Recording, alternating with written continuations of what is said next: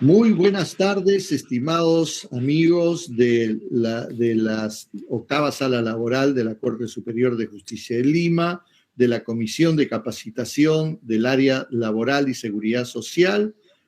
Para nosotros es un gran honor tener el día de hoy a un distinguido profesional de España, del Reino de España. Así de que está presente acá el doctor Luis María Rabadán, quien nos va a tocar el tema del proceso laboral en España. Así que ya por todos esperados, así que vamos a leer enseguida su currículum vitae. Por favor, doctor Valdeón. Muchas gracias, doctor Yangali. Buenas tardes con todos los presentes. Buenas tardes, doctor Luis María Rabadán. Buenas tardes, doctor señor Fausto González. Vamos a presentar al ponente invitado. El doctor Luis María Rabadán es licenciado en Derecho por la Universidad de Murcia con especialización en Derecho Laboral. Máster en Derecho del Trabajo por la Universidad Internacional de La Rioja. Especialización en Innovación en las Relaciones Laborales por el IESE, curso de Derechos Humanos en el Trabajo, abogado en ejercicio del Ilustre Colegio de Abogados de Murcia, miembro de la Asociación Española de Abogados Laboralistas. Doctor Luis Rabadán puede iniciar con su ponencia. Bueno, pues buenas tardes a todos. Buenas noches aquí en España. Me veis y me escucháis probablemente cercano, aunque nos separen unos cuantos miles de kilómetros. Es una de las grandes ventajas que tiene la tecnología de la que podemos disfrutar ahora en el siglo XXI. Como no puede ser de otra manera, mis primeras palabras tienen que ser de agradecimiento. De agradecimiento a la octava sala laboral y al Poder Judicial del Perú. Y me veo en la obligación y en el placer de personalizarlo en la persona del magistrado Gino, porque ha sido la persona que contactó conmigo y se interesó y consideró que podía esta tarde poder aportar cierto valor a este público tan distinguido, explicando el proceso laboral español, o al menos las características fundamentales. El profesor Gino y yo, el magistrado Gino y yo, compartimos el interés por la formación, por el desarrollo profesional, y de hecho coincidimos hace ahora un año en la Organización Internacional del Trabajo haciendo un curso de especialización sobre toda la legislación y todas las políticas en materia de derecho laboral que genera la OIT. Fue un placer conocerlo en aquel momento y poder verlo de nuevo aquí. Bueno, estoy además muy orgulloso de que Perú, un país latinoamericano, haya contado con mi presencia, porque además estoy especialmente unido con Latinoamérica. Parte de mi formación académica también la recibí allí, y aunque posteriormente el ejercicio profesional, llevo aproximadamente 15 años ejerciendo como abogado laboralista, lo he estado haciendo en España y lo hago en España, pero aquellos años allí también me aportaron una visión muy interesante del derecho que está ya en mi ADN jurídico.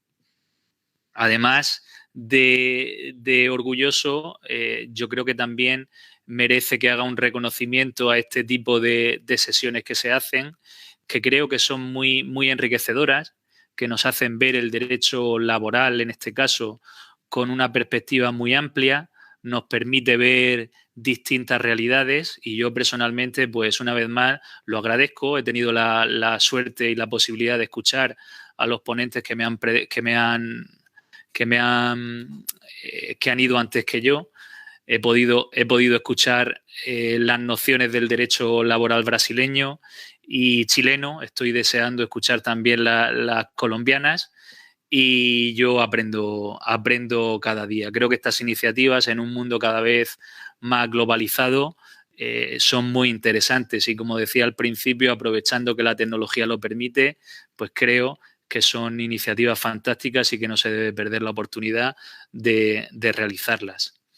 Bueno, simplemente, por último, antes de empezar con la presentación puramente, efectivamente yo me presento, de lo que se ha comentado, me presento como abogado, me presento como un abogado laboralista, un especialista en procedimiento laboral, porque realmente es lo que vengo haciendo desde que terminé mis estudios reglados, inicialmente desde que me habilité, aunque posteriormente para mí la educación es algo continuo, y más en esta profesión, creo que los juristas estamos obligados a hacerlo.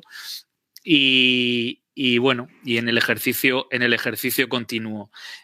Además, al título personal, soy un curioso un curioso espectador del mundo, ya no solo del derecho, sino del trabajo, del mundo del trabajo, ¿no? Tan cambiante últimamente por múltiples razones. Y bueno, creo que hay que observar el trabajo no solo desde la perspectiva jurídica, sino también sociológica. Y bueno, yo soy un observador con atención de esa realidad.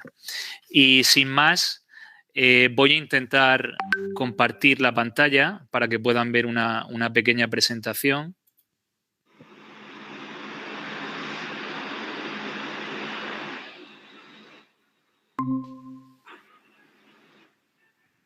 Correcto. Sí se ve. Perfecto. Bueno, pues muchas gracias. Bueno, pues como ya he adelantado, mi ponencia va en torno al derecho procesal laboral en España.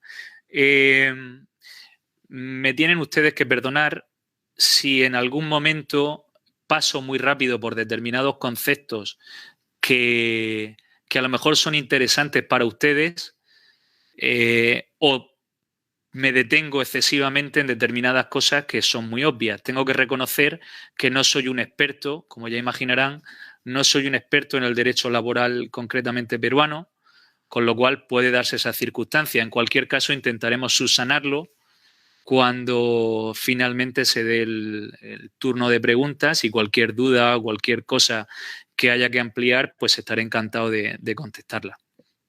La intención, en definitiva, es explicar a grandes rasgos y quizás las características fundamentales del proceso laboral español. Como se podrán imaginar, es un tema que puede ser amplísimo, es un tema que puede ocupar años de formación, y vamos a intentar resumirlo en apenas una hora. Con lo cual, entiéndanme que la visión que aporte sea panorámica. Este es el índice de la presentación que voy a realizar. Voy a intentar ceñirme a estos 7 puntos. En primer lugar, hablaremos de una contextualización de lo que es el proceso laboral en la jurisdicción. Voy a tratar de enmarcarlo. En segundo lugar, hablaremos un poco más concretamente de las grandes características o de los grandes rasgos de la jurisdicción laboral o de la jurisdicción social. Posteriormente, los mecanismos de evitación del proceso, es decir, esos mecanismos que la ley está regulando para intentar evitar tener que llegar al proceso judicial. Luego, el proceso ordinario, que sería un poco el proceso, pues la estructura, el proceso principal que se suele utilizar. Luego, las especialidades procesales, los recursos y, por último, la ejecución. Bien. Son 7 diapositivas. En esta primera, en este primer punto del que hablábamos, hablamos de la contextualización del proceso laboral en la jurisdicción española. Bien, aquí me gustaría resaltar 2 aspectos. En primer lugar, pues lo que supone el derecho social en España o el derecho laboral y de la seguridad social. No voy a entrar en profundas explicaciones al respecto, porque me consta que el derecho laboral tiene unos lazos comunes, y en este caso también lo existe entre Perú y España, o entre Latinoamérica y España. Con lo cual no voy a entrar a explicar excesivamente el derecho laboral, pero sí que a grandes rasgos, quizás como hechos que puedan ser diferenciadores respecto a otras latitudes. En este caso, ustedes sabrán que España es un país dividido políticamente en comunidades autónomas, concretamente en 17, o en provincias, que es una subdivisión aún así, y que tenemos 50 provincias. Pero a pesar de tener esa subdivisión, aunque aquí el régimen se llama de comunidades autónomas, podría ser comparable a un sistema federal, a una república federal, a una federación de estados, la competencia legislativa en materia laboral es exclusivamente estatal. Es decir, ni las comunidades autónomas ni las provincias pueden legislar en materia laboral. Con lo cual nos encontramos con una normativa de carácter estatal y que a continuación destaco. En derecho laboral tendríamos, nuestra norma básica es el Estatuto de los Trabajadores, que regula el derecho laboral, las relaciones laborales comunes, que suponen la práctica totalidad, no la totalidad, pero prácticamente la totalidad de las relaciones. Y luego existen 9 reales decretos que regulan circunstancias o relaciones laborales de carácter especial. Esas relaciones laborales de carácter especial, por ejemplo, de los artistas, de los estibadores, de las amas de casa, empleadas de hogar, de los deportistas profesionales, y así hasta 9 relaciones que, por su naturaleza y por su especialidad, la regulación del derecho laboral común, del Estatuto de los Trabajadores, les quedaba de alguna manera insuficiente o no se ajustaba realmente a las realidades tan peculiares que se viven ahí.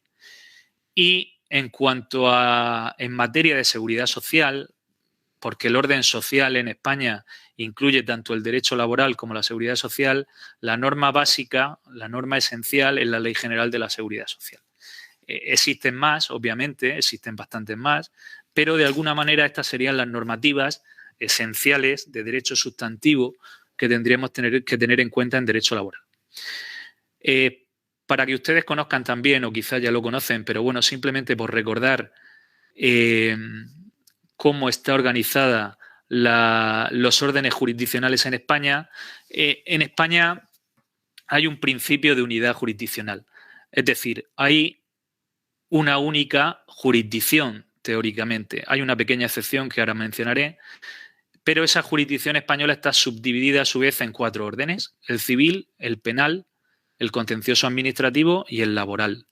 Dentro de esas 4 jurisdicciones es cierto que algunas tienen juzgados de carácter especializado, como por ejemplo en el derecho penal o en el orden penal puede estar la violencia sobre la mujer, o los juzgados de violencia penitenciaria, o los juzgados de menores. En el civil pueden estar los mercantiles. Y en el contencioso administrativo y laboral la realidad es que no hay órganos especializados como tales. Están ya directamente, en el caso laboral, los juzgados de lo social. Solo hay una pequeña excepción a ese principio de unidad jurisdiccional española que anteriormente mencionaba, que es la jurisdicción militar.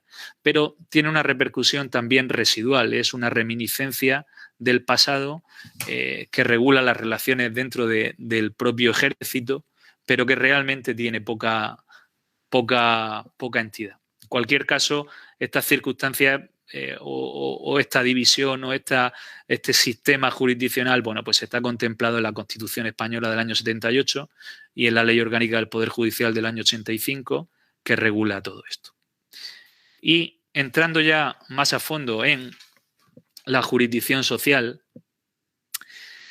como anteriormente mencionaba, ese orden social o esa jurisdicción laboral y de seguridad social, las materias de las cuales conoce, bueno, pues son las cuestiones en el ámbito laboral, las pretensiones individuales o colectivas que pueda tener un trabajador o un colectivo de trabajadores. Siempre distingo entre trabajadores, o debemos distinguir entre trabajadores de empresa pública o en trabajadores de carácter laboral, que de los trabajadores de carácter funcionarial. La función pública en España, los trabajadores que han superado una oposición y trabajan para la administración pública, no se rigen por el Estatuto de los Trabajadores, no están sometidos a la jurisdicción social o laboral, sino que son relaciones con la administración y están encuadradas en la jurisdicción contencioso-administrativa. Además, en ese ámbito sustantivo de la jurisdicción social están las pretensiones que se puedan tener en materia de seguridad social a la hora de discutir cuestiones como puede ser una incapacidad de carácter temporal, una incapacidad de carácter permanente, una determinación de contingencia para considerar si un accidente de trabajo. Y luego, en tercer lugar, hablaríamos de impugnaciones de actos administrativos que tengan, obviamente, una vinculación con el derecho laboral o con el derecho de la seguridad social. Puede ser un acta de infracción que haya levantado una inspección de trabajo o alguna circunstancia así. En condiciones normales, los actos administrativos, las impugnaciones o las revisiones de esos actos se deberían solicitar en el orden contencioso administrativo, puesto que es el que regula las relaciones con las administraciones, pero en este caso, por su impronta laboral o de seguridad social, la visa atractiva la tienen los juzgados de lo social, la jurisdicción social. Bien, respecto a la estructura judicial, en esta pirámide que pueden ustedes ver, intenta reflejar de alguna manera los organismos o las distintas instancias de las cuales contamos en España a la hora de discutir o de valorar cualquier controversia de carácter laboral y de seguridad social. En la base de esa pirámide nos encontraríamos los juzgados de lo social. En España actualmente hay 374 juzgados de lo social. Están distribuidos por provincias. En cada provincia hay un número determinado. Obviamente va en función de la población que haya. En Madrid pueden haber fácilmente juzgados de lo social, pueden haber a lo mejor 50 o 60, y a lo mejor en otra capital de provincia más pequeña, como pueda ser Ávila o Segovia, quizás hayan 2 o haya 1 o hayan 3. En la primera instancia, prácticamente los juzgados de lo social conocen del 90% de los asuntos que se puedan juzgar en esta jurisdicción social. Actúa, obviamente, como primera instancia. En el 90% de los casos nos iremos a esos juzgados de lo social. Luego, a través del trámite de recursos, la segunda instancia sería el Tribunal Superior de Justicia. El Tribunal Superior de Justicia, igual lo estoy planteando como una segunda instancia, pero no es exclusivamente una segunda instancia. Hay veces que cuando los conflictos tienen una trascendencia más allá o bien por la materia o bien por el aspecto geográfico, tienen una mayor dimensión, esos tribunales superiores de justicia, en los que hay 21 en toda España, pueden actuar incluso como una primera instancia. La Audiencia Nacional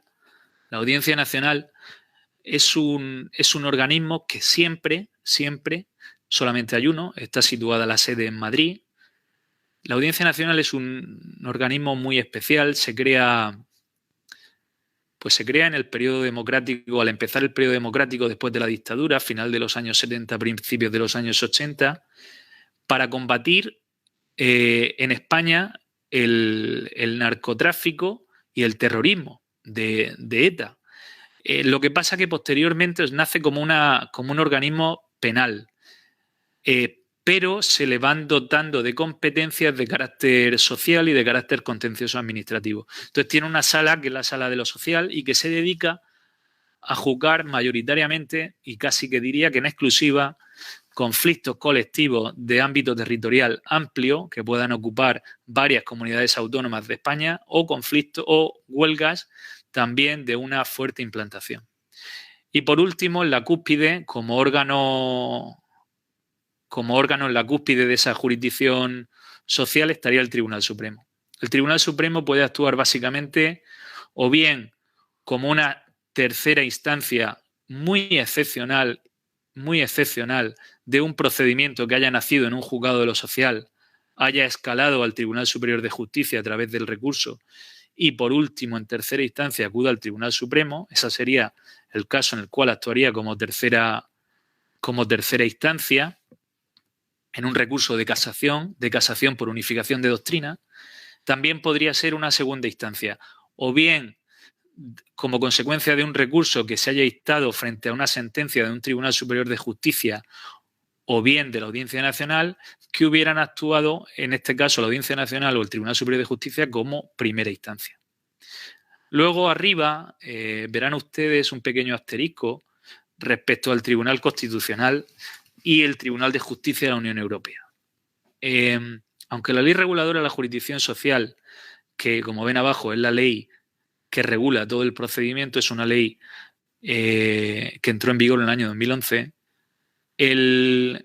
no contempla exactamente la figura del Tribunal Constitucional, el Tribunal de Justicia de la Unión Europea. La realidad, porque no son estrictamente españoles o estrictamente laborales, los debo de poner ahí porque realmente representarían la cúspide. Después de acudir al Tribunal Supremo, existen determinados casos por los cuales se puede acudir al Tribunal Constitucional. Existen casos que se pueden acudir al Tribunal Constitucional. Es cierto que el acceso es muy limitado y muy difícil, pero cuando hay comprometidos derechos fundamentales o derechos constitucionales, este tribunal puede entender del asunto y entrar a valorarlo, con lo cual sería una instancia adicional. Ya digo que el acceso, la admisión a trámite del recurso ante el Constitucional es compleja, pero formalmente está ahí y evidentemente muchos de los recursos son admitidos y algunos estimados. Y lo mismo ocurre un poco con el Tribunal de Justicia de la Unión Europea. Esto hace unos años era muy poco común acudir a este tribunal supranacional, pero cada vez estamos viendo una realidad de que cada vez es más frecuente. Y no solo por parte de los abogados que estén llevando los asuntos, recurrir a este tribunal, sino incluso por parte de los jueces. Los jueces, de hecho, diría que son los que más utilizan el Tribunal de Justicia de la Unión Europea a través de las cuestiones prejudiciales. Existen en determinados supuestos, los jueces se encuentran con una legislación laboral que pudiera ser discriminatoria en algunos casos o pudiera entenderse discriminatoria su aplicación, con lo cual formulan, a través de esas cuestiones prejudiciales, formulan una pregunta al Tribunal de Justicia de la Unión Europea en torno a la aplicación de una determinada ley o la mejor interpretación para aplicarla. Y el Tribunal de Justicia de la Unión Europea se está pronunciando muy a menudo se está pronunciando sobre cómo debiera interpretarse esa norma. Con lo cual, en definitiva, está habiendo un fenómeno de europeización o internalización del derecho social español, cosa que hace unos años era muy raro, muy extraño que se acudieran a estos organismos. Cada vez es más común encontrar esto y cada vez es más común también, aunque no está en la diapositiva directamente, encontrar reflexiones o fundamentaciones jurídicas en las sentencias que se refieren al derecho social europeo, que ya se habla de derecho social europeo, o incluso hablar de los tribunales o hablar de las recomendaciones o de los convenios de la OIT, también cada vez con más frecuencia. Bueno.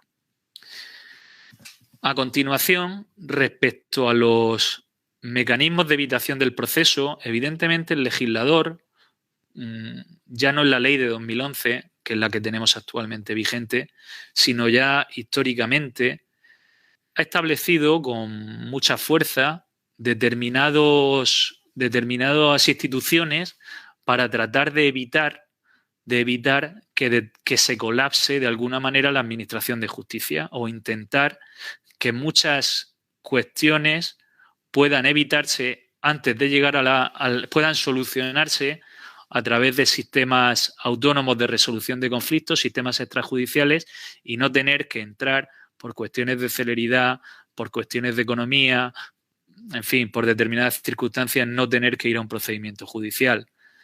Entonces, esa importancia se ve en la propia legislación y en la jurisprudencia que hay al respecto. Con lo cual, en definitiva, existen estos mecanismos que tienen un marcado carácter extrajudicial, son previos, se realizan dentro de la vía administrativa y, como decía, el legislador le ha dado una importancia significativa. De hecho, tan significativa como que son obligatorios, que antes de acudir a un procedimiento judicial, la ley nos está obligando, nos está diciendo que debemos acudir a una conciliación, a una mediación, a un arbitraje o a una reclamación previa en función del caso.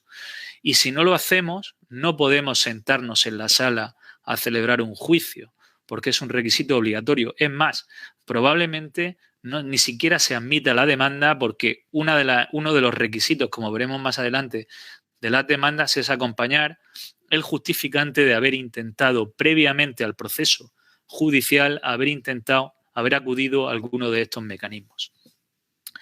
Solamente hay algunos casos muy excepcionales en los cuales no es exigible el acudir a este tipo de mecanismos, que son, pues, cuando obviamente estamos tratando de procedimientos que tienen, bueno, tienen una tramitación preferente y tienen un carácter urgente. Si se está discutiendo sobre unas vulneraciones patentes de derechos fundamentales a la dignidad, se está viendo una discriminación, se está viendo que se puede estar generando un daño de carácter inmediato, este trámite se evita precisamente por una cuestión de celeridad y por una cuestión de necesidad. Lo mismo ocurre cuando lo que se está discutiendo es un procedimiento vinculado a una movilidad geográfica, un desplazamiento de un trabajador al cual se le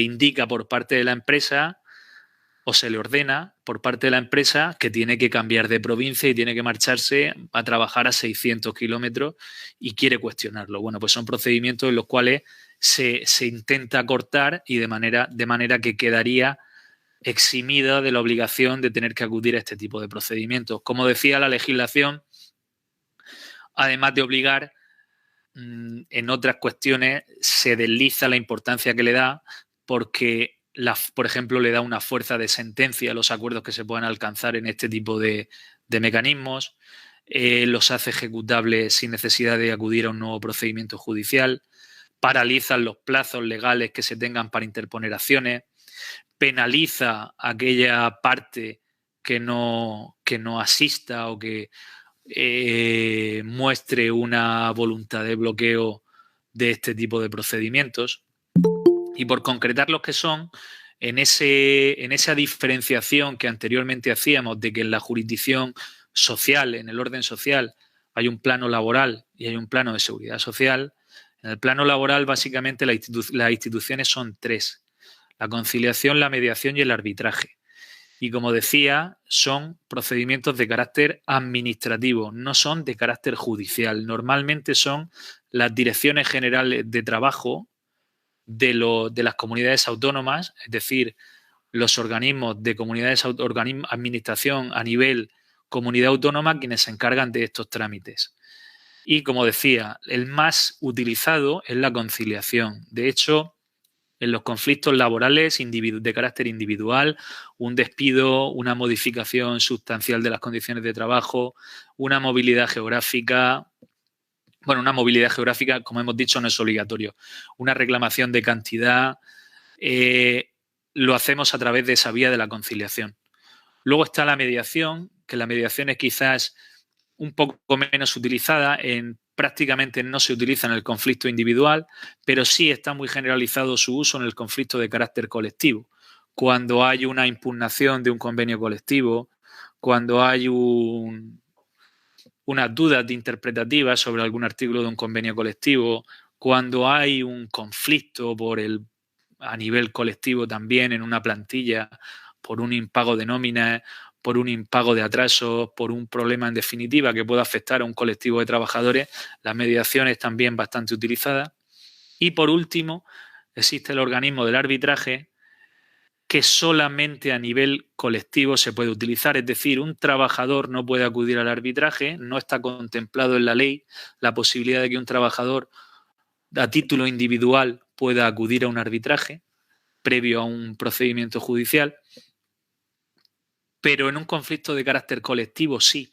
De hecho, aunque la realidad es que no se utiliza excesivamente, en determinados procedimientos o en determinadas situaciones que puedan conllevar una afectación significativa a un sector o a una entidad geográfica, por ejemplo, la huelga que aquí en Madrid hubo una huelga salvaje, entre comillas, por parte de los controladores aéreos hace unos años, pues se obligó al sometimiento de un arbitraje para solucionarlo, por la celeridad que suponía y por la característica en este caso, de la huelga.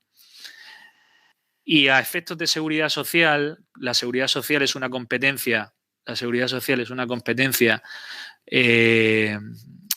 que gestiona la administración estatal también, en este caso a través del Ministerio de Seguridad Social o del Instituto Nacional de la Seguridad Social, que dicta resoluciones administrativas, en este caso antes de acudir a discutir en sede judicial cualquier cuestión de estas competencias.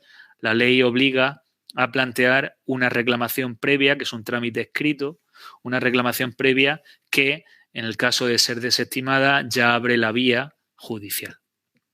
Bueno, y una vez que ya hemos superado ese mecanismo previo y no hemos alcanzado un acuerdo o nos han desestimado la reclamación previa, nos meteríamos ya de lleno en lo que es el procedimiento judicial. El procedimiento ordinario es, de alguna manera, la ley lo regula como el procedimiento estándar. Está el procedimiento ordinario y posteriormente veremos determinadas modalidades procesales. Las modalidades procesales, que después veremos, lo único que hacen es establecer determinadas peculiaridades, algunos procesos más concretos. Pero de alguna manera el procedimiento estándar, el procedimiento base es el procedimiento ordinario.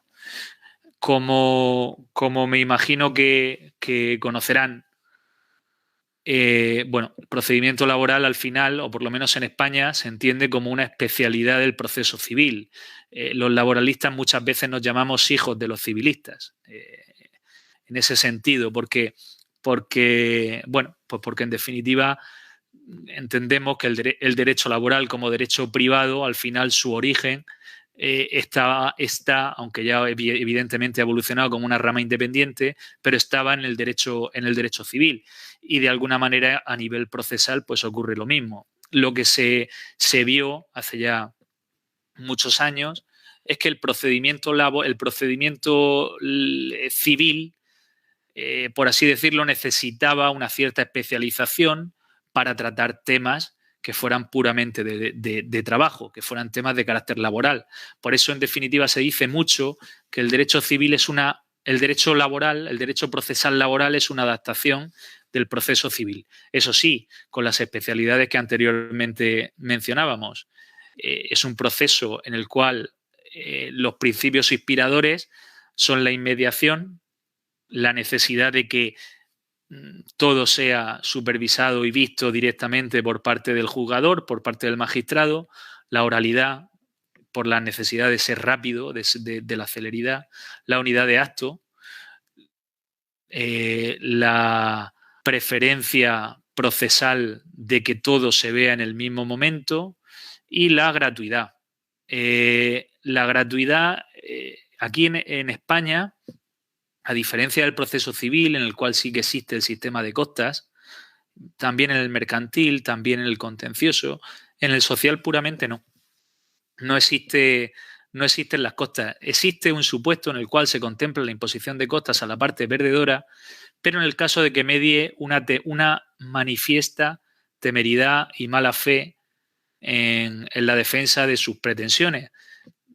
La realidad es que yo me atrevería a decir que menos del 1% de las sentencias, menos del 1%, hacen imposición expresa de costas. Es algo muy poco habitual que se impongan. Y de la misma manera es una justicia gratuita en el sentido de que no hay que pagar ningún tipo de tasa judicial. Hace aproximadamente unos 8 años, como consecuencia de una fuerte crisis económica que vivía el país, o por lo menos en ese contexto, hubo un proyecto de ley para modificar el procedimiento y para establecer la obligatoriedad de pago de tasas judiciales.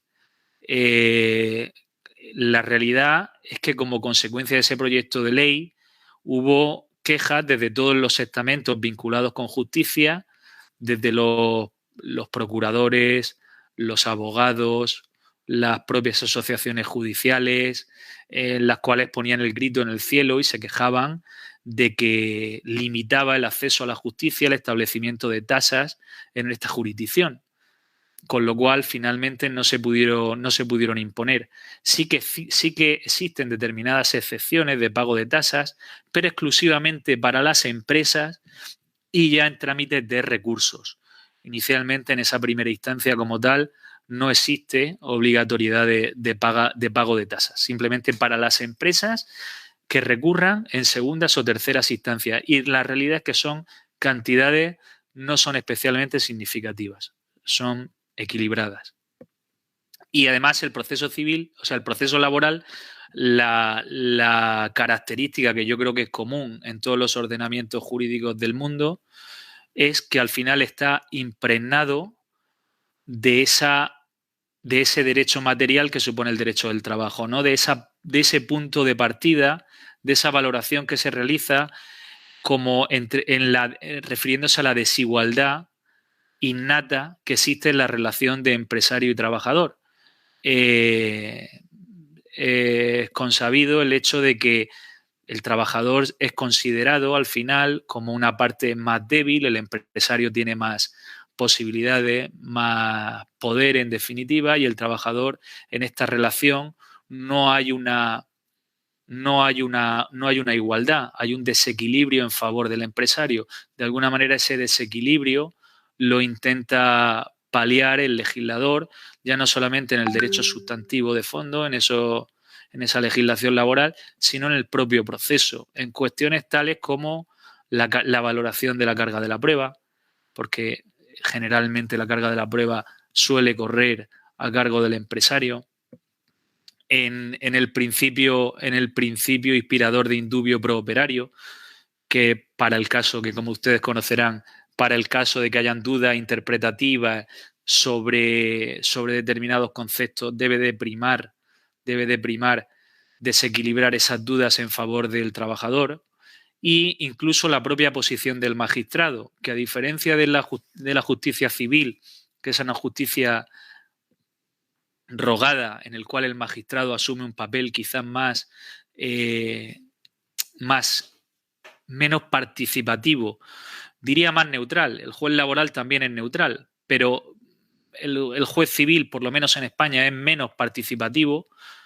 En la jurisdicción social se percibe, y es algo que llama la atención a los abogados que no están tan familiarizados con la jurisdicción social, los abogados civilistas, cuando vienen a un juicio laboral, se dan cuenta de que la conducta del juez es más activa, obviamente sin entrar en cuestiones en prejuzgar, pero sí que aprecian una voluntad judicial de indagación especial, buscando esa justicia material, ese fondo del asunto, quizás con más ahínco que en otras jurisdicciones.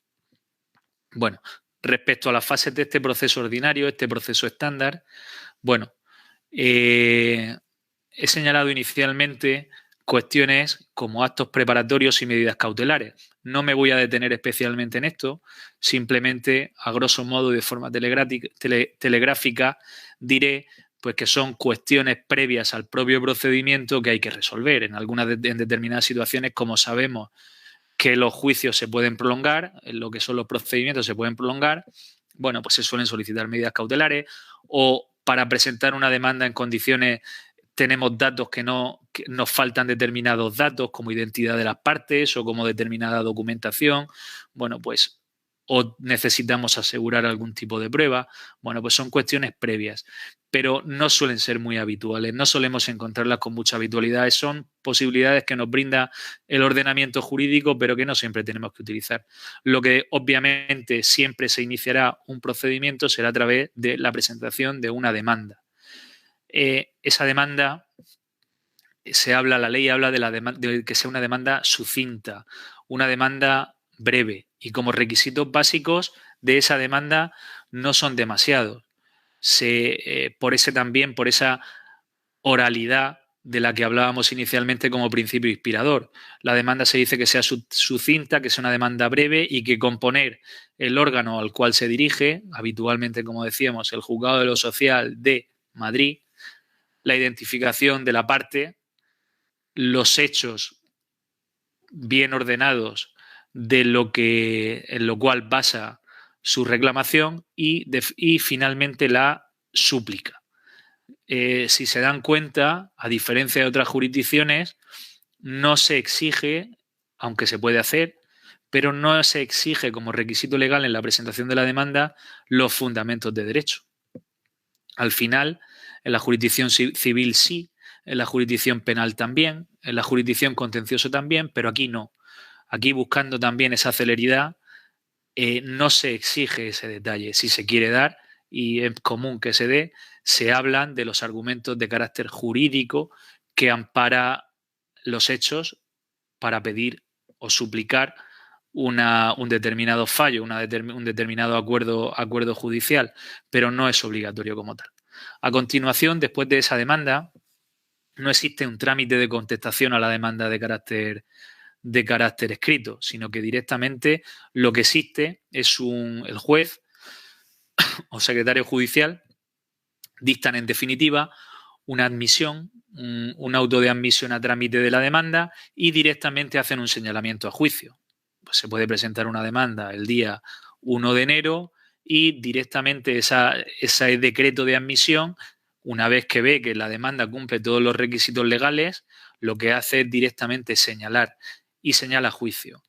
Establezco conciliación y juicio porque en la importancia de la resolución de conflictos de la que antes sí que hablaba de una vía prejudicial, pero ese interés del legislador o ese interés de la jurisdicción social por solventar de una forma consensuada entre las partes el conflicto, establece la obligación de hacer una conciliación previa. De hecho, en esa citación, en esa hipotética citación, que por poner un ejemplo nos citan a juicio el día 1 de junio de 2022, nos citan a las 10 a una conciliación que se hace con el secretario judicial, ahora conocido como letrado de la Administración de Justicia, y a las 10:15, 15 minutos después, tenemos el juicio.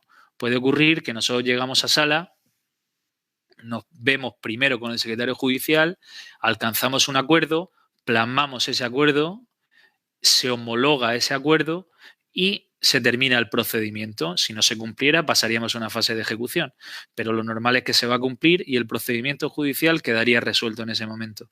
Sin embargo, si hacemos ese trámite con el secretario judicial, pero las partes no logramos alcanzar ningún tipo de acuerdo, bueno, pues pasaríamos directamente al acto de juicio ya con el magistrado.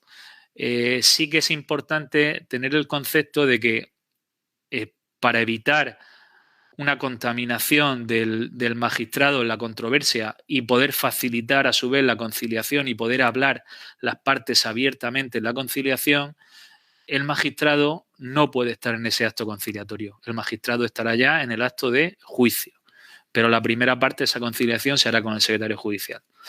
Y en el juicio, como antes mencionaba, que la contestación no solamente lo que tenemos es la demanda y la admisión a trámite y el señalamiento, es el momento procesal en el cual se va a desarrollar prácticamente todo el juicio. Lo primero que se suele hacer, siguiendo un poco ese cronograma estándar, la parte demandante lo que haría sería ratificarse en la demanda.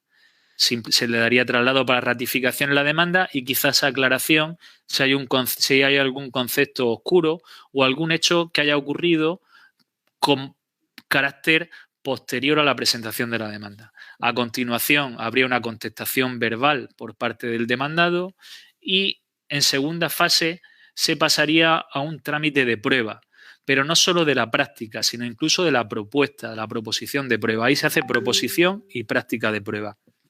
Se aporta la documental, salvo que haya documental que se haya requerido con carácter previo su aportación, pero la habitualidad, la prueba documental se aporta en ese acto, se valora en ese acto, se practica los interrogatorios que hayan sido solicitados, se practica, como decía, la aportación de la prueba documental, se practica la prueba de la prueba testifical de los testigos, se practica, en su caso, la pericial, en el caso de que haya algún perito en el procedimiento convocado, y finalmente se da un trámite, sería la tercera parte del juicio, sería un trámite de conclusiones, principalmente para la valoración de la prueba, de ese interrogatorio, de esa testifical, de esa documental, de esa pericial que se haya podido practicar, pues finalmente a ambas partes, a las partes que formen parte del proceso, se les da el trámite para que hagan su valoración, lo que consideran que debe de interpretarse después de esa práctica de prueba. Y por último, obviamente, tras la celebración de ese juicio, lo que tendríamos, el procedimiento terminaría con una sentencia. Una sentencia que aquí, si bien en la demanda no se exigía la existencia de fundamentos jurídicos, aquí en sentencia ya sí. Al juez sí que se le exige que en esa resolución judicial, en esa sentencia, sí que establezca cuanto menos los hechos que considera probados, los fundamentos jurídicos que considera aplicables al caso, la norma o la jurisprudencia o ambas cosas que considera aplicable, y el fallo, la estimación total o la estimación parcial o la desestimación de la demanda. Y en el caso poco habitual de que hubiera una imposición en costas por temeridad, pues también debiera hacerlo constar su señoría en esa sentencia. Como decía, posteriormente lo que tenemos es los determinados procedimientos de carácter especial. Como decíamos, el procedimiento ordinario del que ya hemos hablado es un poco el esqueleto estándar. Luego puede ser customizado, permítanme la expresión, customizado en función de la materia que se esté tratando. Pero la ley procesal, esa ley reguladora de la jurisdicción social, lo establece muy claro. Cuando el primer artículo que habla de las otras modalidades procesales lo explica. Todo lo que no expresamente sea regulado para los procedimientos ahora, en estas modalidades especiales, será de aplicación el procedimiento ordinario. Y bueno, pues a grosso modo no están todos, pero he querido señalar quizás los más habituales o los más importantes o los más llamativos de los procedimientos especiales. Hay un procedimiento, el primero que he puesto, siguiendo un poco el orden de la ley, es el monitorio laboral. Este es un procedimiento que es totalmente escrito, es un trámite escrito, solamente es una reclamación, se suele utilizar o se debería utilizar, porque se utiliza muy poco, se debería utilizar para hacer una reclamación de una cantidad cierta, como pueda ser una reclamación de una nómina. Y esto lo coge el legislador y lo introduce la ley en el año 2011. Es una de las cosas que meten en el año 2011 que antes no existía, porque es un modelo que ha funcionado muy bien en la jurisdicción civil. Esto es la fórmula muy habitual de reclamar cantidades en el orden civil, sobre todo de facturas que no han sido pagadas, porque es un trámite muy ágil, que no requiere presencialidad y que en el civil ha funcionado muy bien. Pero su diseño para el procedimiento laboral o la realidad del procedimiento laboral ha demostrado que ha sido muy poco exitoso. Ha sido muy poco utilizado, con una eficacia muy limitada, porque la simple oposición en ese monitorio daba lugar a un señalamiento en un procedimiento ordinario, con lo cual era un trámite que retrasaba mucho el acceso en definitiva, a juicio o la fecha de juicio, con lo cual en la práctica no se ha utilizado. Ya veremos si en la próxima reforma laboral que pueda existir de procedimiento laboral vuelven a eliminar este procedimiento. He subrayado los despidos porque, aunque no son ordinarios, son procedimientos muy habituales, diría que son los más habituales que podemos encontrar en la jurisdicción social. Y aquí el legislador, en cuanto al proceso, distingue entre el disciplinario y el despido por causas objetivas. El despido disciplinario, como ustedes saben, viene motivado por el ejercicio, la potestad disciplinaria que tiene el empresario, que tiene la empresa, como cuando entiende que existe un incumplimiento laboral por parte del trabajador, pues despliega esos efectos. Puede ser una sanción de suspensión de empleo y sueldo, una amonestación, o puede llegar a ser hasta una extinción, en este caso este despido disciplinario. Aquí hay una serie de peculiaridades respecto al procedimiento ordinario que muy brevemente menciono, que son como el plazo, es un plazo de 20 días hábiles, lo que tiene una traducción aproximada de un mes para la interposición de la acción. Es un plazo relativamente corto que hay que tener muy en cuenta. Aquí la inversión, la carga de la prueba obviamente es del empresario, que al final es quien está manifestando que existe un incumplimiento, debe ser quien acredite que efectivamente dicho incumplimiento se produce y que es suficientemente grave como para extinguir la relación laboral. Y también hay una regulación específica respecto a esa calificación del despido, que como ustedes sabrán, puede ser declarado procedente, es decir, convalidando la actuación empresarial, puede ser declarado improcedente, es decir, que no ha quedado acreditado que el despido por parte de la empresa procediera, es improcedente, o el despido nulo, que es aquel despido en el cual, por razones objetivas, por ejemplo, trabajadoras embarazadas o disfrutando la maternidad tras su reciente maternidad, o por razones discriminatorias, vulneradoras de derechos, como el despido como consecuencia de una reclamación previa del trabajador o como consecuencia de su estatus político o racial, bueno, pues correspondería a una nulidad del despido y los efectos, en definitiva, que pudiera tener esa calificación, ya sea procedente, improcedente o nulo. De la misma manera se establecen una serie de peculiaridades cuando el despido se debe a unas causas objetivas. Las causas objetivas en España, no sé si es igual en Perú, pero las causas objetivas en España por las cuales se pueda proceder a un despido son las causas ETOP.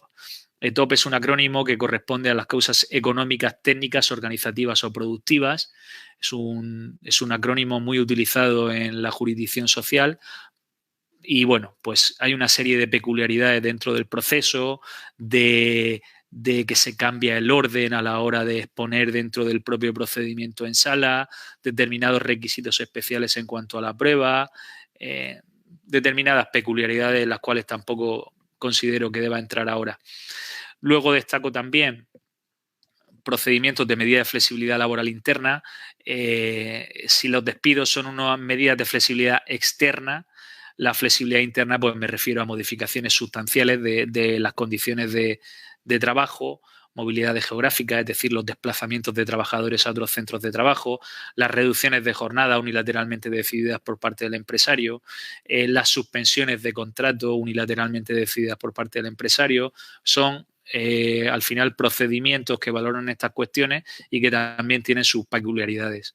He destacado también el punto E, los procedimientos de derecho de conciliación, de derechos de conciliación de vida laboral y personal, no son muy habituales todavía, están empezando a surgir en los últimos años. Hay una sensibilidad por parte del legislador que está sobre cómo encuadrar el trabajo dentro de la vida de las personas y cómo intentar de alguna manera que el trabajo no sea un obstáculo para un desarrollo pleno de las personas en su ámbito, en su faceta, sobre todo familiar, ¿no? En el cuidado de los hijos, en la corresponsabilidad entre el padre y la madre en eso, con lo cual pues hay determinadas medidas como pueda ser el ajuste de jornada o las reducciones de jornada con concreción horaria para esa conciliación que cada vez se van viendo más. Hace unos años era muy raro ver este procedimiento en la jurisdicción y ya poco a poco, todavía tímidamente, pero poco a poco van apareciendo por esa sensibilidad que comentábamos del legislador que está brindando estas posibilidades a los trabajadores. Los procedimientos de tutela de derechos fundamentales, como anteriormente esbozaba, cuando hay un atentado por parte del empresario, o bueno, así se denuncia, a los principios de igualdad o a la no discriminación, pues hay un proceso que es sumamente rápido, el de tutela de derechos fundamentales, viene eximido de la necesidad de hacer una conciliación previa, es una tramitación urgente y preferente, con lo cual hay un señalamiento muy rápido y además hay una presencia del Ministerio Fiscal. Habitualmente en los procedimientos laborales las partes que suelen estar pues es la representación de empresario y representación de trabajador, pero no suele haber nadie por parte del Estado como parte, bueno, más allá obviamente del juez o del secretario judicial como pura administración de justicia. Pero en los casos de derechos fundamentales, al estar comprometidas estos derechos reconocidos en la Constitución, sirven del Ministerio Fiscal para también ser escuchado y realizar sus valoraciones e incluso depurar responsabilidades penales en el caso de que la gravedad de la situación así lo requiera. Y bueno, En el ámbito laboral los procedimientos colectivos no suelen ser tampoco muy habituales en comparación con los procedimientos individuales, pero creo que sí son muy importantes por la repercusión en definitiva de carácter colectivo que tiene sobre los trabajadores. Estamos hablando de elecciones sindicales dentro de los centros de trabajo, conflictos colectivos, huelgas, impugnaciones de convenios colectivos. Y bueno, y por último, pues obviamente los procedimientos de seguridad social, porque aunque habitualmente me estoy refiriendo a la jurisdicción laboral, ya al principio lo decía, es jurisdicción social en realidad, si sea en puridad, en sentido estricto, derecho laboral y seguridad social. Aquí en la seguridad social las acciones son un poco más especiales. Por ejemplo, no hay posibilidad de acuerdo. No está contemplada la conciliación en estos casos porque en definitiva se está litigando frente a una administración. Es como un proceso contencioso dentro de la jurisdicción social. Se está impugnando una resolución administrativa, con lo cual no se contempla esa posibilidad. Estos son los supuestos en los cuales se discute una baja laboral, es decir, una incapacidad temporal, se discute o un alta de la misma, si es por parte del trabajador, una incapacidad permanente, que el trabajador solicita una prestación de incapacidad permanente porque considera que ya no va a poder seguir realizando sus funciones laborales en el futuro y como consecuencia de esas limitaciones solicita que se le reconozca la prestación, o la determinación de contingencias, que es cuando se está discutiendo si determinada patología tiene un origen que lo vincula con el trabajo o no lo tiene. Evidentemente eso tiene unas repercusiones significativas a la hora de las cuantías de las prestaciones y bueno, de otras circunstancias como pudiera ser el recargo de prestaciones o otro tipo de indemnizaciones. Bien, y me quedan solamente 2 diapositivas. En este caso quedan los recursos y quedan las ejecuciones. Voy a intentar pasar lo más rápido posible porque creo que son temas quizás de menor importancia, de menor calado. En este primer punto de los recursos, yo hago una distinción entre recursos menores y recursos mayores. Es una distinción que la ley no contempla como tal, es una distinción muy coloquial. Los recursos menores estaríamos hablando principalmente del recurso de reposición y del recurso de queja. Son recursos que se plantean frente a resoluciones que no ponen fin al proceso, que no suelen poner fin al proceso, frente a actos de trámite generalmente. Y luego los recursos mayores que se plantean, aunque no exclusivamente, pero sí destacaría que se plantean a grosso modo frente a sentencias. En esa pirámide que anteriormente ponía, en la cual explicaba las distintas capas del sistema judicial español en la jurisdicción laboral, el recurso de suplicación se plantearía, sería la segunda instancia, se plantearía frente a la sentencia del juzgado de lo social. El juzgado de lo social en esa primera instancia dicta una sentencia y una de las partes que se ven afectadas, que forman parte del procedimiento, valga la redundancia, considera que no es ajustada a derecho esa sentencia, con lo cual plantea este recurso de suplicación ante el órgano inmediatamente superior. En este caso lo plantearía ante el Tribunal Superior de Justicia. Por hablar de porcentaje, aunque no sea especialmente acertado o concreto, pero me atrevería a decir que en el 80% de las sentencias son recurribles. Solamente hay aproximadamente un 20% de esas sentencias que se dictan en la primera instancia que no son recurribles. O bien por la materia, porque son materias que quizás el legislador ha valorado como menos trascendentales, como pudiera ser la impugnación de una alta médica o una sanción disciplinaria que no sea la del despido, o cuando las cuantías que están en discusión tampoco son especialmente significativas. Concretamente las cuantías, el límite se plantea en 3.000 euros. 3.000 euros es la cantidad en una reclamación ordinaria. Si la cantidad la cantidad objeto del litigio fuera inferior a esos 3.000 euros, no habría posibilidad de acudir al recurso de suplicación. Lo que es muy habitual hacer por parte de los abogados es cuando existen reclamaciones previendo esa situación y queriéndose garantizar una hipotética segunda instancia, es muy común ver reclamaciones acumulando algún otro tipo de acción o requiriendo cuantías, aunque sea por la vía de los intereses, superiores a los 3.000 euros para no perder esa opción de este recurso de suplicación. Y básicamente este recurso, la ley, establece tres motivos por los cuales se puede plantear, o tres solicitudes por las cuales se puede canalizar. En primer lugar, se puede pedir una nulidad de actuaciones. Una nulidad de actuaciones es cuando se considera que la sentencia, o bien en algún momento antes de la sentencia, se ha cometido algún tipo de actuación procesal que haya podido vulnerar el derecho de una de las partes, con lo cual se solicita la retroactividad de las actuaciones. Un caso muy claro de nulidad de actuaciones sería una notificación defectuosa por parte de la Administración de Justicia. Se cita a juicio, no comparece la parte demandada, se celebra el juicio en su ausencia, porque eso es una posibilidad, y posteriormente, pues, cuando llega la sentencia, se plantea un recurso de suplicación para que se retrotraigan las actuaciones otra vez al momento de la citación, porque se demuestra que la citación ha sido errónea. O también podría ser un caso en el cual una de las partes alega una excepción procesal, como pudiera ser una caducidad de la acción, y el juez, a la hora de dictar esa sentencia, estima la excepción procesal y no entra a valorar el fondo de la cuestión. Con lo cual, si finalmente en esa segunda instancia se plantea la nulidad de actuaciones por considerar que la excepción procesal no debía de haber sido estimada, se solicita esa retroactividad del procedimiento para que el juez vuelva a dictar sentencia no entrando en el fondo del asunto. Bien, también se puede plantear desde el punto de vista para la modificación de los hechos probados, porque los hechos probados relatados en sentencia en base a determinados documentos o determinadas pruebas que se hayan podido practicar en el acto de juicio, se considera que el juez pues ha podido fallar a la hora de la descripción de esos hechos probados. Sería el segundo motivo.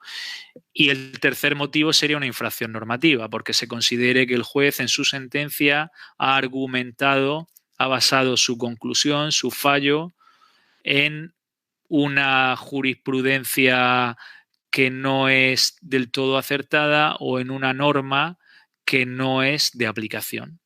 En definitiva, en cualquiera de los casos, lo que se pretende, evidentemente, es cambiar el sentido del fallo. Y luego, como segundo recurso mayor, de los que anteriormente mencionaba en esa calificación tan coloquial, es el recurso de casación. Y este es el que se plantea ante el Tribunal Supremo, ante esa cúspide, la pirámide que anteriormente veíamos. Como decíamos anteriormente, el Tribunal Supremo puede ser una tercera instancia, después del Juzgado de lo Social, después del TSJ o el Tribunal Superior de Justicia, tercera capa, Tribunal Supremo, a través del recurso de casación para la unificación de doctrina. El recurso de casación para unificación de doctrina, esa tercera fase, esa tercera vía, el Supremo, es muy raro que sea admitida. Es muy poco común, porque es una situación, tiene que ser una situación muy excepcional. Y realmente lo que te exige la norma es que exista una evidente contradicción entre diferentes resoluciones de salas. Pongo un ejemplo. Hablando de un despido, cuando la situación es muy similar, por ejemplo, un despido disciplinario porque un trabajador de un sector muy determinado ha llevado a cabo una actitud transgresora muy concreta, como por ejemplo un cajero de un supermercado ha sido sorprendido hurtando productos del supermercado y la sala del Tribunal Superior de Justicia de Cantabria ha llegado a la conclusión de que el despido es improcedente porque la prueba de vídeo utilizada que grababa ese cajero es una prueba que no es válida en derecho y que por tanto no queda acreditado por medios lícitos el hurto. Y sin embargo el Tribunal Superior de Justicia de Valencia en un caso prácticamente idéntico, ha dado validez al sistema de cámaras y como consecuencia de ello ha dictado una sentencia en la cual efectivamente considera acreditada la existencia del ilícito y considera que el despido es procedente. Tendríamos dos salas que han fallado ante los mismos hechos de forma diferente. Bueno, pues ahí en ese supuesto estaríamos ante un recurso de casación de unificación de doctrina que probablemente el Supremo sí que admitiría a trámite y que resolvería esa controversia y se pronunciaría sobre si la Cámara o las cámaras, en este caso, son utilizables o no lo son. Pero, como decimos, son casos que son poco habituales, que hay una identidad en los hechos y en la legislación aplicable pues tan evidente. Y, como decía el Tribunal Supremo, los recursos de casación ante el Tribunal Supremo pues también pueden ser ante el Tribunal Supremo en una casación ordinaria cuando el Supremo actúa como una segunda instancia. Es decir, los procedimientos que se han visto en esa primera instancia en la Audiencia Nacional directamente o en el Tribunal Superior de Justicia por ser procedimientos de carácter especial, como decía anteriormente, suelen ser procedimientos de naturaleza colectiva. El Tribunal Supremo entraría a conocer del asunto, no habría problemas de admisión, como esa segunda instancia a través de una casación de carácter ordinario. Y por último, tendríamos la ejecución. La ejecución, en principio, es un sistema que bebe directamente de la Ley de Enjuiciamiento Civil, tiene pocas peculiaridades y, afortunadamente, siendo la última de las fases de un procedimiento judicial, es una fase que es más común que otras cosas, pero que no se suele tampoco dar en exceso. En cualquier caso, simplemente por destacar determinadas características que pueda tener la ejecución, ese título judicial, que puede ser o bien la sentencia o bien el acuerdo de homologación judicial, ese acuerdo que se ha alcanzado en sede judicial, si en el caso de no cumplirse ese acuerdo o no cumplirse esa sentencia, que son siendo resoluciones firmes, el órgano competente para ejecutar pues sería el órgano que dictara en primera instancia. Podría ocurrir que la sentencia en primera instancia se dicta, pero tenga un recurso, se vaya a una segunda instancia e incluso una tercera instancia en el Tribunal Supremo. Finalmente, una vez que esa resolución tenga un carácter firme, la ejecución, en cualquiera de los casos, lo haría el juzgado de lo social, ese juzgado de primera instancia. Es decir, ni tribunales superiores de justicia, ni Audiencia Nacional, ni Tribunal Supremo tienen competencias para ejecución. Las competencias de ejecución son exclusivamente de los juzgados de lo social de primera instancia. En el caso de lo que se tenga que ejecutar, sea un laudo arbitral como consecuencia de un procedimiento arbitral o un acuerdo administrativo, ya sea en la sede de la mediación o de la conciliación, bueno, en este caso directamente se presentaría como una demanda de carácter ejecutivo y se procedería al sistema de turnos y se asignaría al juzgado que correspondiera. También destacar que cabe la posibilidad en determinados procedimientos, como los procedimientos por conflictos colectivos o los procedimientos donde hay una reclamación dineraria, de hacer una ejecución de carácter provisional. Concretamente, en la ejecución dineraria, normalmente se permite ejecutar hasta el 50% de la condena, obviamente, con el compromiso de la devolución y con el aval de la Administración de Justicia de la devolución de la cantidad. Es decir, imaginemos que en un caso haya sido una empresa provisionalmente en primera instancia condenada a una cuantía de 10.000 euros a pagar a un trabajador, aunque la empresa recurra en segunda instancia a través del recurso de suplicación al Tribunal Superior de Justicia esa sentencia, el trabajador tiene la posibilidad de ejecutar provisionalmente esa sentencia y reclamar que se ponga a su disposición el 50% de la condena, es decir, 5.000 euros. No sería la primera vez que después la sala del Tribunal Superior de Justicia dicta una sentencia revocando el fallo inicial, es decir, eximiendo a la empresa de cualquier tipo de condena, y que al reclamarle al trabajador la devolución de los 5.000 euros que han sido ejecutados provisionalmente, el trabajador ha venido en peor fortuna y no tiene capacidad económica para devolver ese dinero. Bueno, pues la Administración de Justicia, en este caso, garantiza a la empresa la devolución de dichas cantidades. Sí que es cierto que dilata un poco el proceso por los trámites que requiere, pero existe esa garantía o ese aval subsidiario de la Administración hacia la empresa. En casos de que la sentencia ya adquiera o la resolución adquiera un carácter firme y se intime al deudor o al ejecutado al pago de las cantidades sin éxito, una empresa que no tiene ha perdido su capacidad económica o no tiene voluntad de pago, simplemente el procedimiento a continuación lo que hace el juzgado es hacer una averiguación de bienes. Está conectado con la agencia tributaria, con los registros mercantiles, con los registros de la propiedad, para ver si efectivamente tiene bienes, patrimonio, saldos bancarios, para poder responder de la deuda que se ha generado. Finalmente, si no se apreciara la existencia de ningún tipo de bien o patrimonio para cumplir con la condena en definitiva, habría una declaración de insolvencia de esa empresa y ahí entraría en acción el Fondo de Garantía Salarial, el FOGASA. Perdón.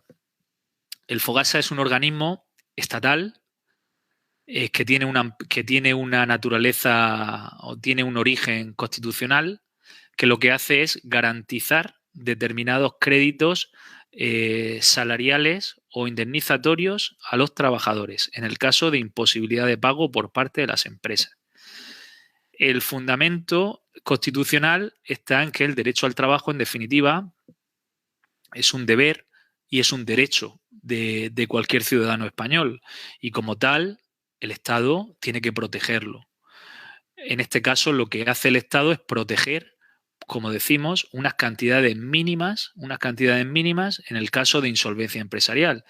Lamentablemente en determinada época hemos vivido, y ahora estamos viviéndolo otra vez, cierto retraso en la administración de justicia. A veces pasa entre el procedimiento administrativo previo, el procedimiento judicial, las posibilidades de recurso y las ejecuciones, a veces han pasado años hasta que finalmente se ha resuelto. En años las empresas pueden aparecer y desaparecer. Puede ser. Entonces nos hemos encontrado en muchas situaciones en esos procedimientos en los cuales las empresas no han sido solventes o directamente cesaron actividad hace años. Entonces en ese caso es cuando interviene el Fondo de Garantía Salarial, que es parte en el procedimiento de ejecución y que al final abona las prestaciones. Actualmente el FOGASA en España está cubriendo hasta 4 mensualidades. Una empresa que deba hasta 4 mensualidades, cubre el Fondo de Garantía Salarial, sí que a un límite concreto, a lo que sería el doble del salario mínimo interprofesional. Aquí en España este año está en torno a los 1.000 euros aproximadamente, el salario mínimo interprofesional. Tras la última subida, pues hasta 4.000 euros garantizan por la vía de los salarios y en las indemnizaciones pues también garantiza hasta 33 días por año. Y con esto, bueno, espero no haberme extendido en demasía y espero haber ilustrado un poco sobre el proceso laboral y daros las gracias por vuestra atención y por la invitación, y si hay cualquier duda, cualquier pregunta, pues estaré encantado de poder resolverla. Sí, doctor, muchas gracias por su brillante exposición. Ahora en esta etapa se le va a formular algunas preguntas. Le vamos a trasladar algunas preguntas de la audiencia.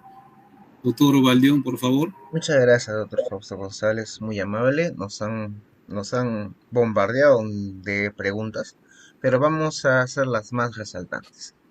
Primera pregunta, doctor, que nos hace el público. ¿Existirán instancias especiales en donde se tramiten procesos urgentes o en base a vulneración de derechos fundamentales que no se encuentren contemplados en el proceso ordinario español? Muchas gracias, doctor.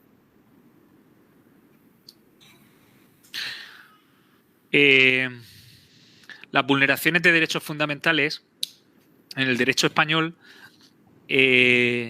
tiene cabida solamente a través de órganos judiciales, tanto por la vía penal, porque el Código Penal está regulando determinados delitos vinculados con el mundo del trabajo y los está tipificando como delitos, con lo cual hay competencia de la jurisdicción penal, y a su vez también hay un procedimiento dentro de la jurisdicción laboral que está contemplando juzgar esas vulneraciones de derechos fundamentales. Pongo un ejemplo. Por ejemplo, un accidente de trabajo. Un accidente de trabajo quizás es el caso que más se puede dar, que puede ir a una jurisdicción laboral o a una jurisdicción penal.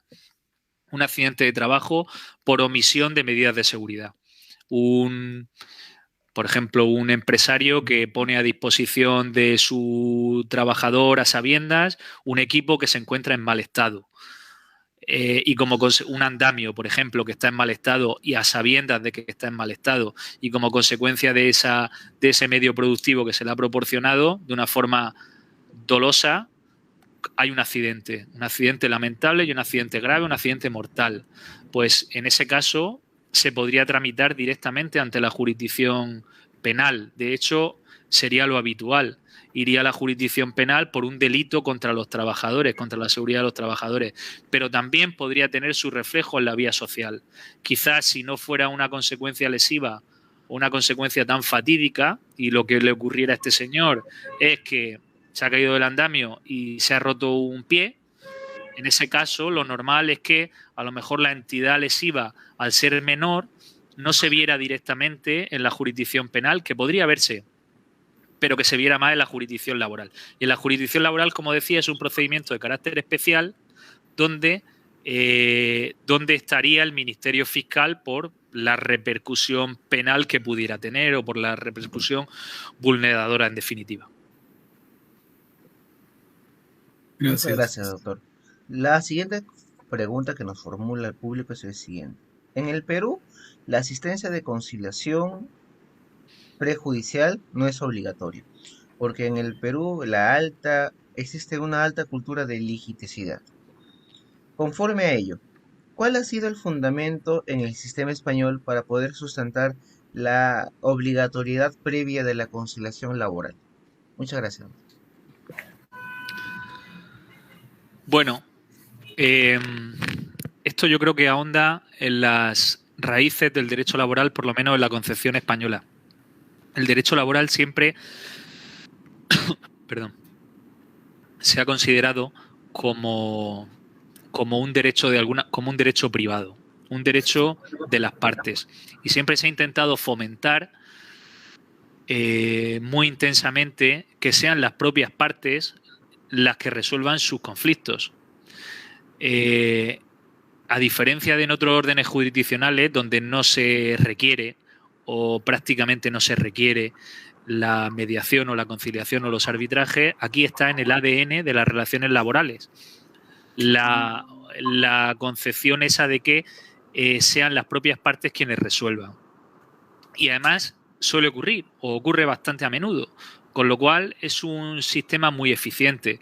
Y además desde la perspectiva también de la propia administración de justicia, que ya de por sí suele estar saturada, el hecho de poder brindarle a las partes la obligatoriedad de que se vean, de que vayan a un acto de conciliación, de que haya un mediador por en medio para intentar resolver el conflicto, al final aligera la carga de la administración de justicia. Y la verdad es que todos los profesionales nos vemos beneficiados, porque si entran, no sé, 500 asuntos en vez de 800, pues obviamente todo irá bastante más rápido. Y además los procedimientos de resolución extrajudicial de conflictos pues tienen una tramitación muy rápida. Estamos hablando de que, por ejemplo, actualmente en España, depende de las comunidades autónomas, pero la resolución extrajudicial, desde que la solicitas hasta que te sientas para una mediación o te sientas para un arbitraje o acudes a un acto de conciliación, pueden pasar 15 o 20 días. En menos de un mes está llevándose a cabo el acto. Sin embargo, en el juzgado, un juicio, desde que presentas la demanda hasta que te sientas, depende de la materia, porque hay materias que son de tramitación más urgente, pero en un procedimiento puramente ordinario, una reclamación de cantidad, una nómina que se ha quedado sin pagar, puedes estarte 1 año y medio hasta ir al juzgado. Con lo cual, las partes también intentamos de alguna manera, siempre que podemos, solucionarlo antes de tener que comernos esa dilación.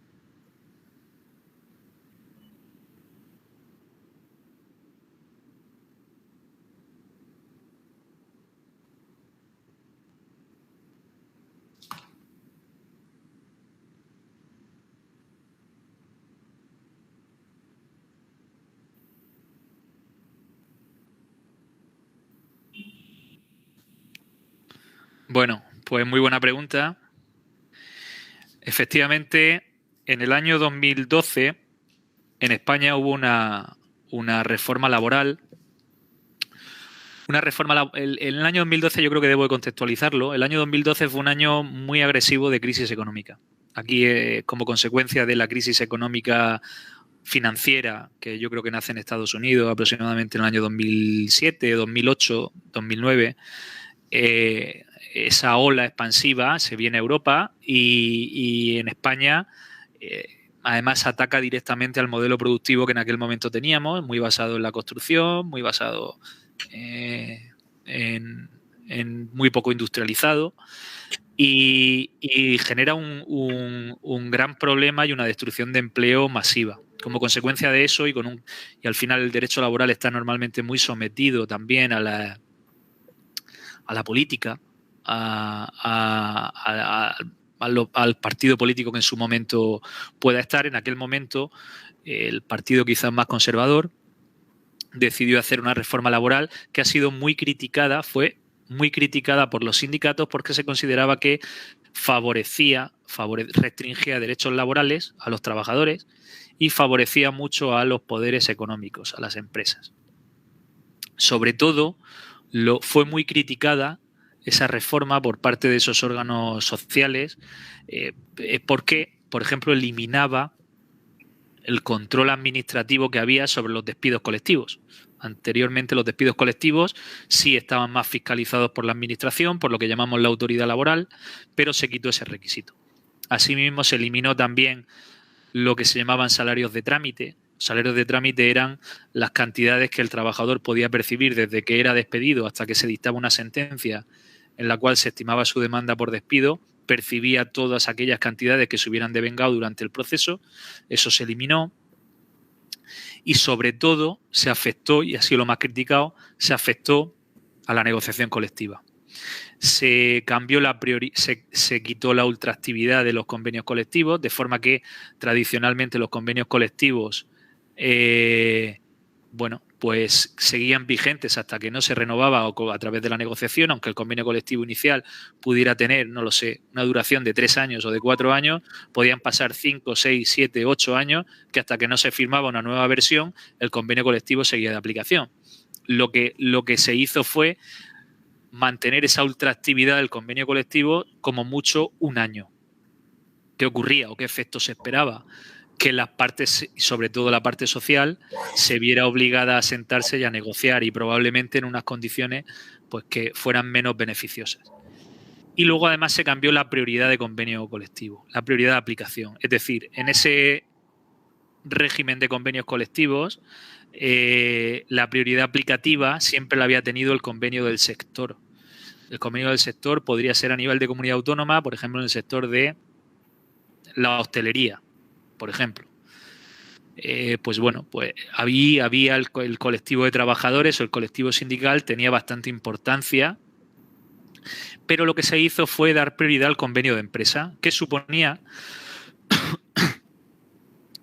que la fuerza negociadora que pudiera tener un trabajador en la sede de la empresa generalmente suele ser bastante inferior a la que pueda tener a nivel más colectivo. Al final, yo creo que en el derecho sindical la unión hace la fuerza y cuanto más grande sea el colectivo de trabajadores, más fuerza tienen de negociación.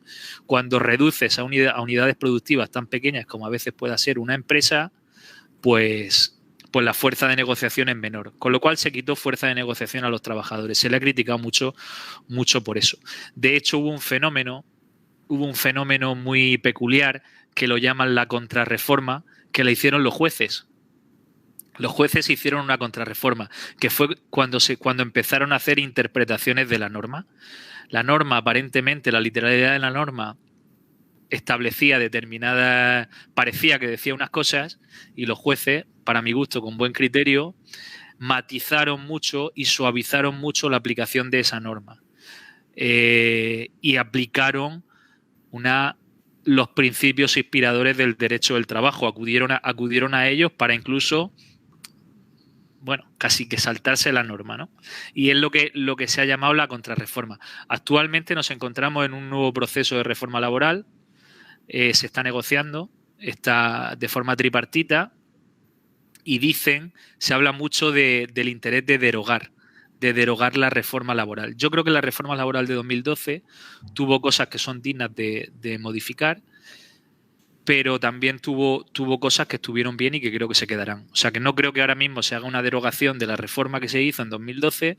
Creo que habrán cosas que sobrevivirán y cosas que no.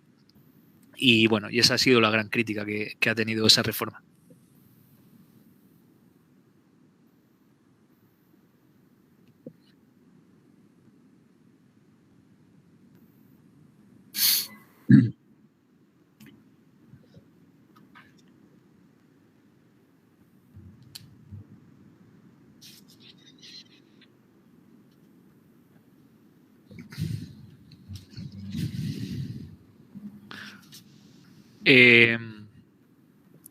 Bueno, en realidad el interés del legislador es de hacer el procedimiento lo más corto posible y lo más rápido posible, sin perder garantías, por supuesto, porque al final los procedimientos judiciales pues tienen que tener un mínimo de garantías para las partes, porque constitucionalmente está reconocido el derecho de defensa y no puede verse vulnerado.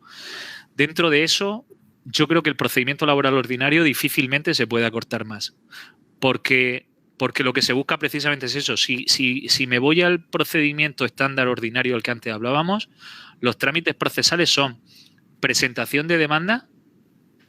Esa presentación de demanda la recibe el juzgado, la turna a un número, imaginemos un partido judicial, aquí se habla de partidos judiciales, que tenga 10 juzgados de lo social. Pues se turna por orden, se asigna al juzgado de lo social número 5, el juzgado de lo social número 5 dicta un auto que dice que la demanda está bien presentada, le asigna un número de procedimiento, el 753/2021, y directamente señala juicio. Se va a juicio y en ese acto de juicio se ratifica la demanda, se contesta la demanda, se propone la prueba, se practica la prueba, se hacen conclusiones por una parte y se hacen conclusiones para otra. O sea, prácticamente, salvo la contextualización del debate que se hace en demanda, todo lo demás se hace en juicio. Con lo cual, en realidad, estamos prácticamente en un caso de esa audiencia única de la que se habla. No creo que se pueda, manteniendo garantías procesales, no creo que se pueda cortar más.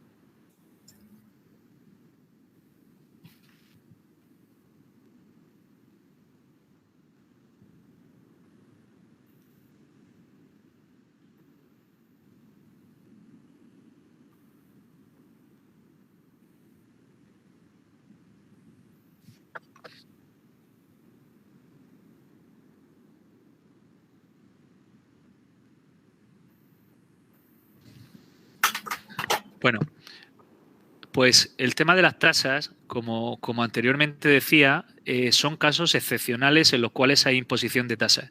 Para la presentación de la demanda inicial, ya sea por parte del trabajador, que es en el 99% de los casos, o por parte del empresario, no implica el pago alguno de tasa.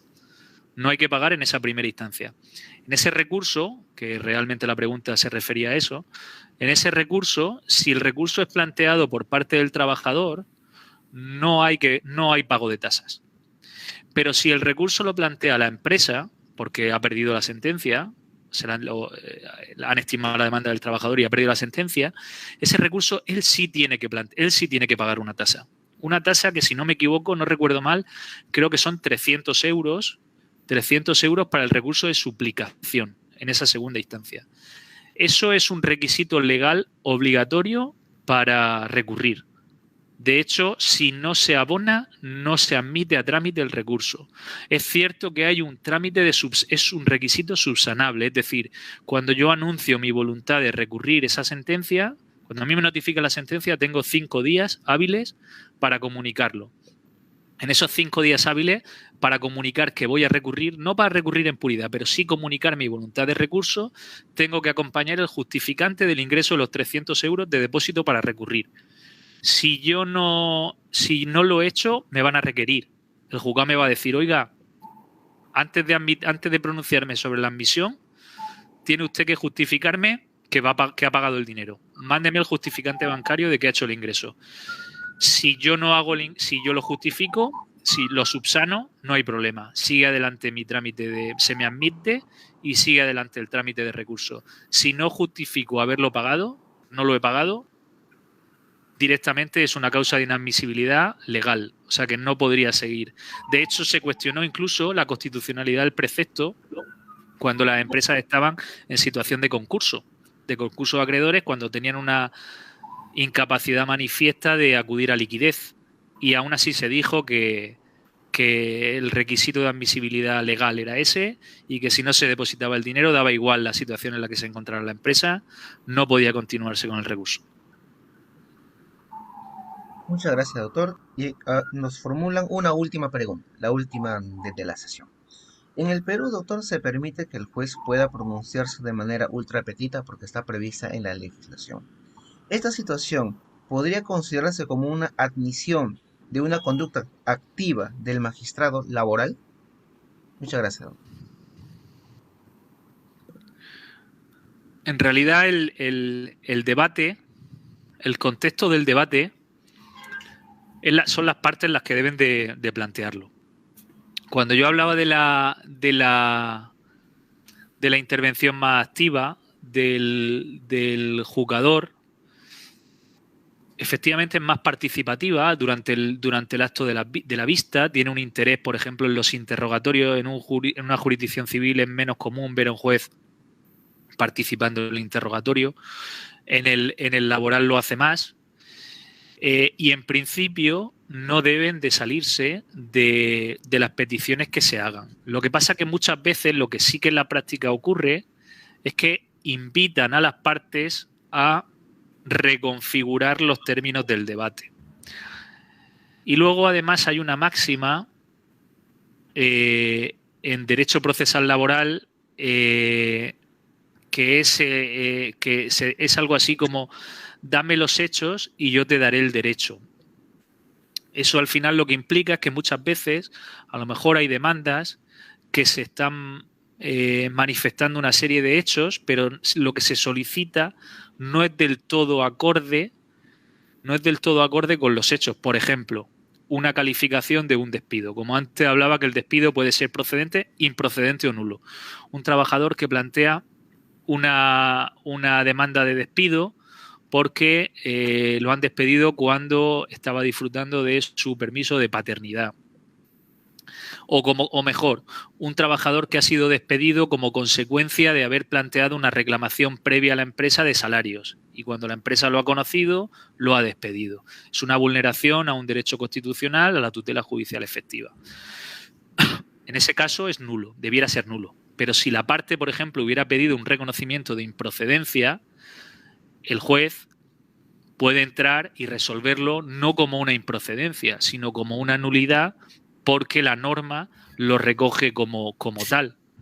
Entonces, son un poco las prerrogativas que de alguna manera se reservan especialmente al juez laboral.